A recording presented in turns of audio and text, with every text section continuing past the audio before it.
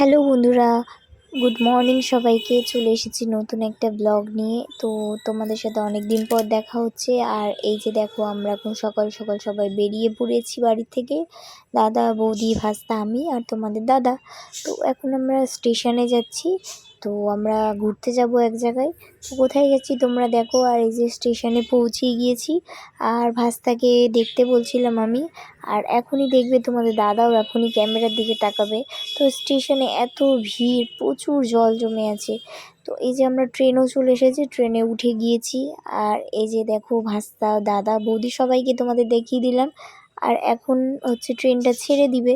তো আমরা যেহেতু মালদাতে থাকি, ওই জন্য মালদাতে ট্রেনটা ছেড়ে দিল। তো আমরা কোথায় যাচ্ছি তো তোমরা দেখতে পাবে। একটু পরেই তোমাদের জানিয়ে দেবো যে আমি কোথায় যাচ্ছি। এত সকাল সকাল রেডি হয়ে, প্রচুর বৃষ্টি হচ্ছিল। তো এই যে ফারাক্কাও চলে এসেছি। তো ফারাক্কার জল দেখো গাইজ, এত বেড়ে গিয়েছে জল, মানে কি বলবো তোমাদের। একবারে কারা কারা ফারাক্কা থেকে দেখছো ভিডিওটা, তারা তারা কমেন্ট করবে। আর এই ভিউটা দেখো, জাস্ট অসাম লাগছিল। এত বৃষ্টি হচ্ছে, এত বৃষ্টি, মানে আমরা বৃষ্টি নিয়েই বাড়ি থেকে বেরিয়েছি, এতটা পরিমাণে বৃষ্টি হচ্ছে। পুরো ঘন কালো মেঘ আর বৃষ্টি একবারে। তো আমরা এই করতে করতে তো ফাইনালি আমরা এখন পৌঁছে গিয়েছি বারোরোয়া স্টেশনে। তো আমরা যাচ্ছি হচ্ছে শিবগাদ্দি। তো সেই কারণে স্টেশনে এখন নেমে গেলাম। তো এখন আমরা অটো ধরবো। তো অটোর জন্য দাঁড়িয়েছি। তো এই যে আমরা অটোতে উঠে গিয়েছি। অটো করেই যেতে হয়, আবার অনেকে পায়ে হেঁটেও যাচ্ছে।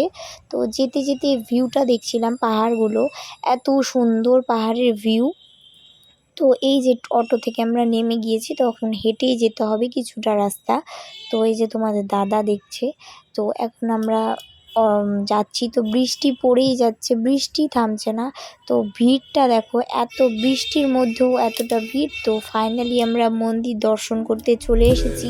যেহেতু মন্দিরের ভিতরে ক্যামেরা অ্যালাউ নেই, তো সেই কারণে বাইরের ভিউটাই তোমাদের দেখাচ্ছি। তো তোমরা কারা কারা শিবগাদ্দি গিয়েছো অবশ্যই কমেন্টে জানিও।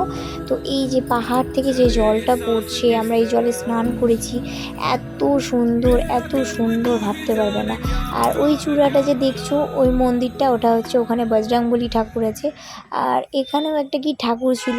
তো আমরা এখানে সবাই জল, এই যে ভাস্তাকে দেখো ভিজছে। তো ওখান থেকে বেরিয়ে আমরা এখন বিন্দুবাসিনী চলে এসেছি। আর বিন্দুবাসিনীতে সব থেকে বড় বজরংবলী আছে। তো এই যে এখন হেঁটে হেঁটে আমরা যাচ্ছি। আর এই যে দেখো, কত বড় বজরংবলীটা, সত্যি আমি ফার্স্ট টাইম দেখেছি এতটা সুন্দর। তো ভিডিওটা এই পর্যন্ত, ভালো লাগলে লাইক করে দিও।